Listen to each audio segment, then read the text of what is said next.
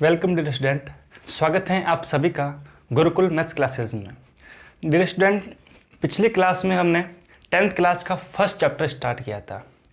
First chapter में अपने कुछ डेफिनेशंस के ऊपर बात की थी, जिसके रिगार्डिंग हमने कुछ पैकेट संख्याओं के बारे में बात की, पूर्ण संख्याएँ क्या होती हैं उसके ऊपर डिस्कस किया, पूर्णांक संख्याएँ क्या होती हैं, परिमेय संख्याएँ क्या होती है, और लास्ट हमने डिस्कस किया था परिमेय संख्याओं का दशमलव प्रसार। और हमने परिमेय संख्याओं के दशमलव प्रसार को दो भागों में हमने बांटा था, शांत दशमलव प्रसार और अशांत दशमलव प्रसार। आज हम डिस्कस करेंगे कि जो शांत और अशांत दशमलव प्रसार होता है उसको अपन पहचानेंगे कैसे। तो अपनी जो हेडिंग रहेगी आज की वो रहेगी शांत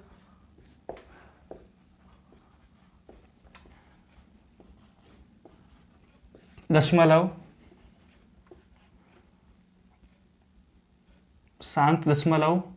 परिमेय संख्याओं, शांत दशमलव परिमेय संख्याओं की पहचान करना।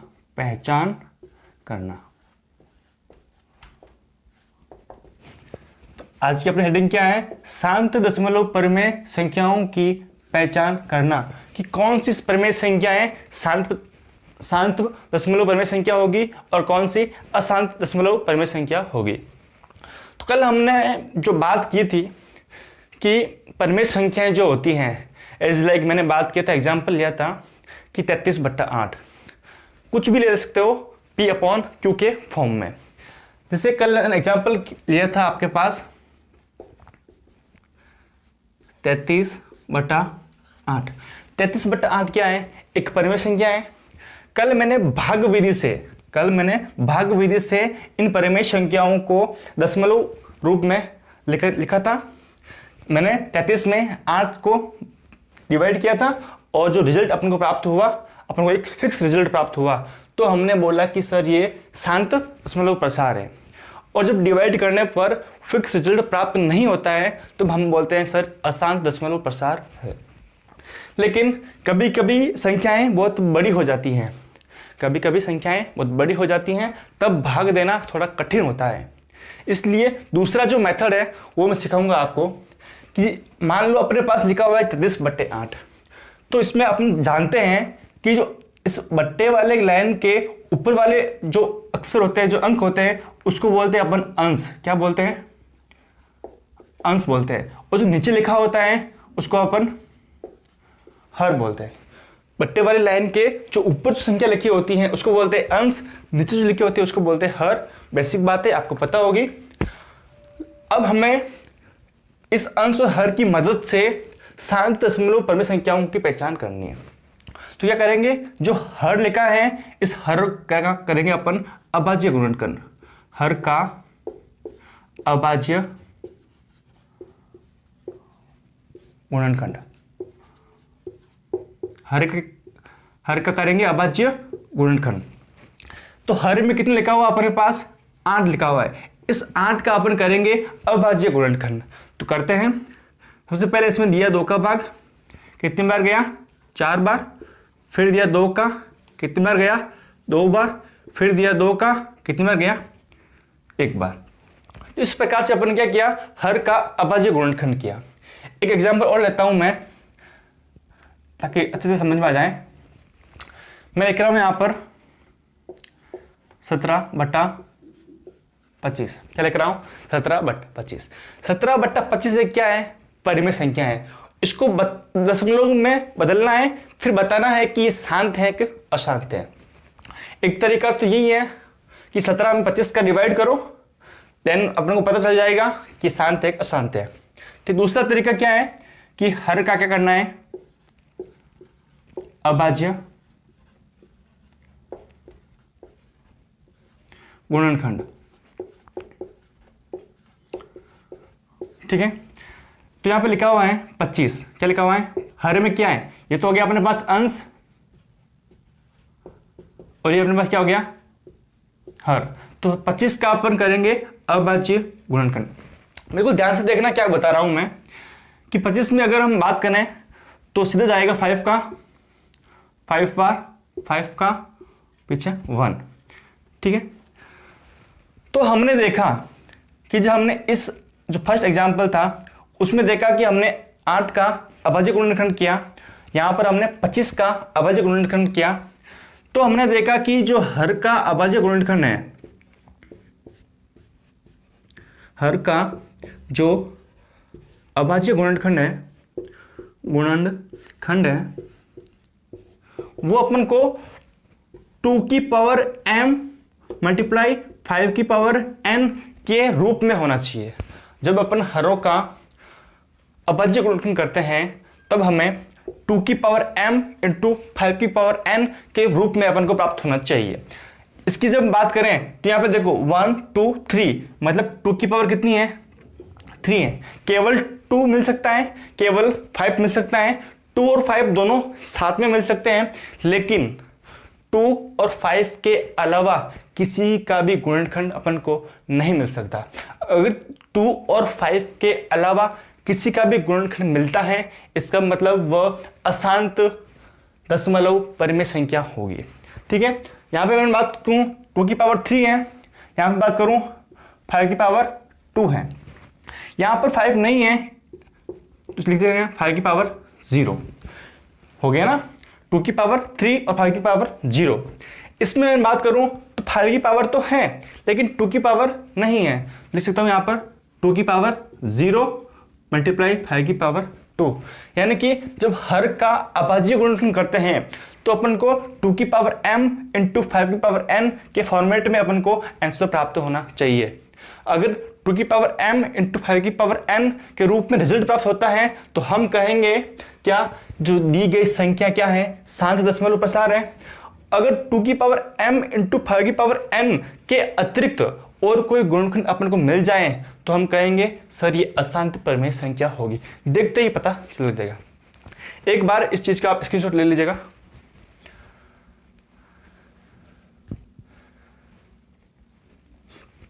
आई होप आपने स्क्रीनशॉट ले लिया होगा।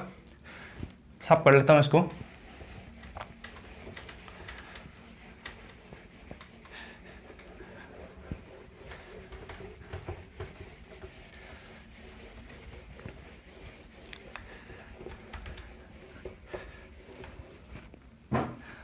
मैं बात करता हूं अशांत दशमलव परिमेय संख्याओं की पहचान करना। एग्जाम्पल्स की बात करूं मैं, जैसे मैं लिख रहा हूं फर्स्ट एग्जाम्पल 7 बटा कुछ बड़ी संख्या लिख लेता हूं, जैसे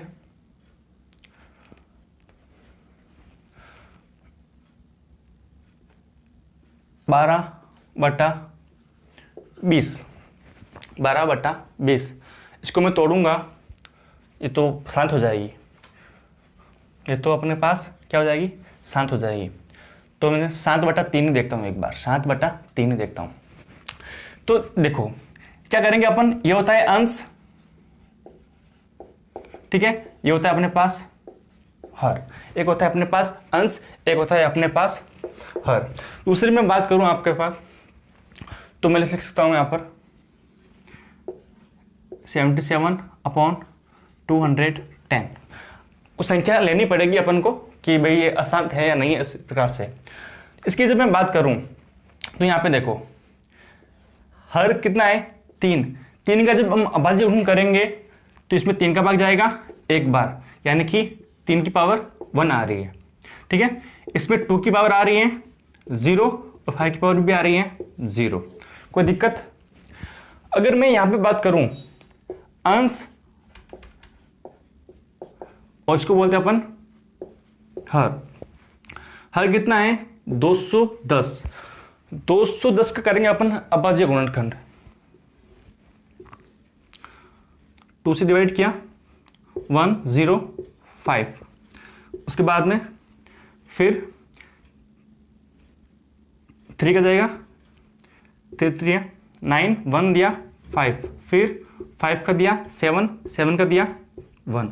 अभाज्य गुणनखंड मेरे को हिसाब से आपको आना चाहिए, ठीक है।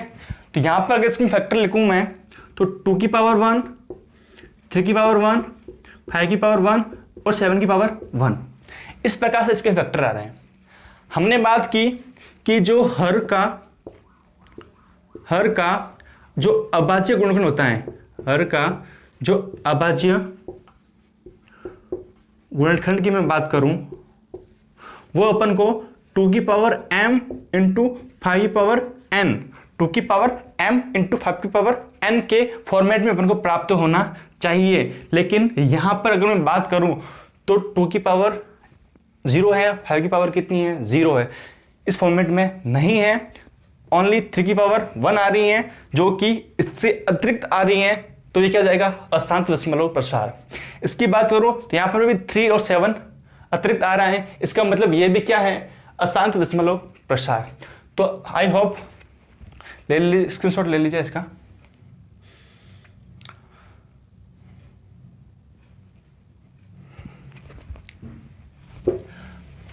नेक्स्ट हम बात करेंगे कुछ और डेफिनेशंस की ऊपर बात करते हैं। हमने प्राकृत संख्या, पूर्ण संख्या, पूर्णांक संख्याएं, परिमेय संख्याएं, परिमेय संख्याओं का दशमलव प्रसार और परिमेय संख्याओं के दशमलव प्रसार को अपन ने 2 टाइप्स में पढ़ा, शांत परिमेय संख्या और अशांत परिमेय संख्या, अशांत दशमलव परिमेय संख्या। फिर अपन को पहचान भी हमने सीख ली। आगे हम बात करते हैं नेक्स्ट डेफिनेशंस की, वो है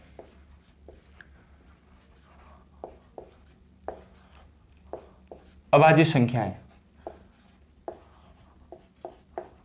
क्या बात करते हैं, अभाज्य संख्याएं। अभाज्य संख्याएं क्या होती हैं, वे संख्याएं जिनमें स्वयं का तथा एक के अलावा किसी और संख्या का भाग नहीं जाए उसको बोलते हैं अभाज्य संख्याएं। फिर से रिपीट कर रहा हूं मैं, वे संख्याएं, फिर से रिपीट कर रहा हूं मैं, क्या बोल रहा हूं, वे संख्याएं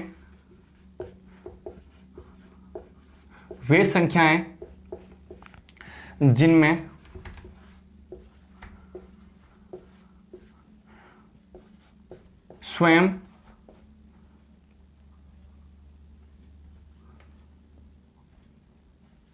स्वयं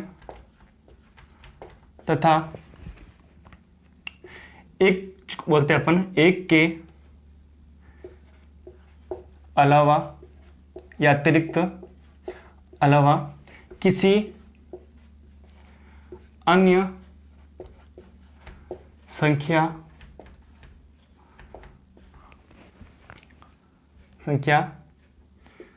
से अन्य संख्या का लिख दो, अन्य संख्या का भाग पूरा नहीं जाता हो।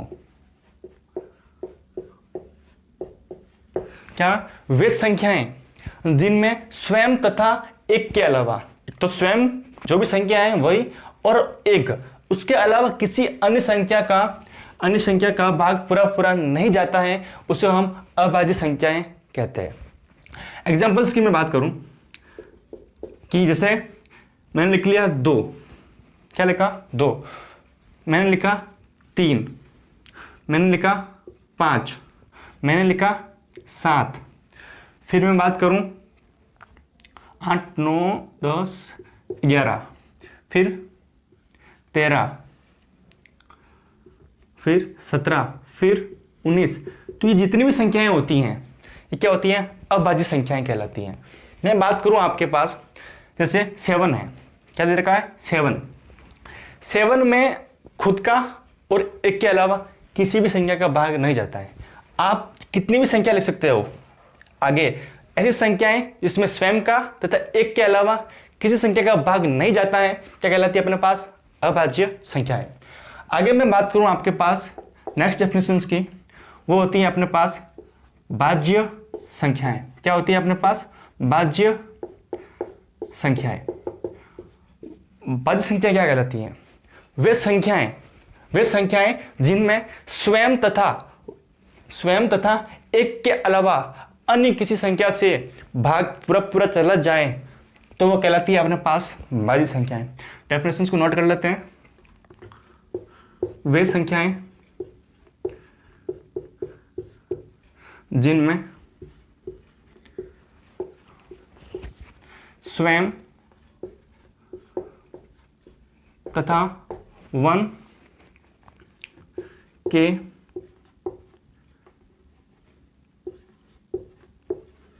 अतिरिक्त या अलावा किसी अन्य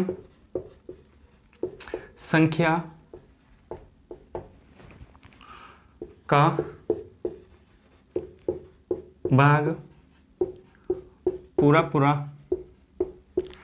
जाता हो।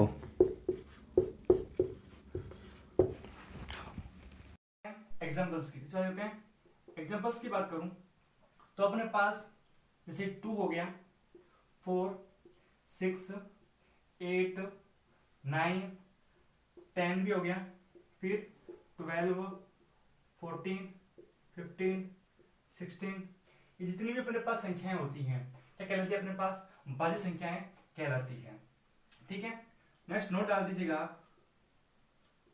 ठीक है, और देखिएगा, एक न तो भाज्य संख्या होती है, न तो भाज्य संख्या, और न ही अभाज्य संख्या होती है। अभाज्य संख्या होती है। ठीक है, तो आज की क्लास में इतने रखते हैं। नेक्स्ट वीडियो में करते हैं। Thank you.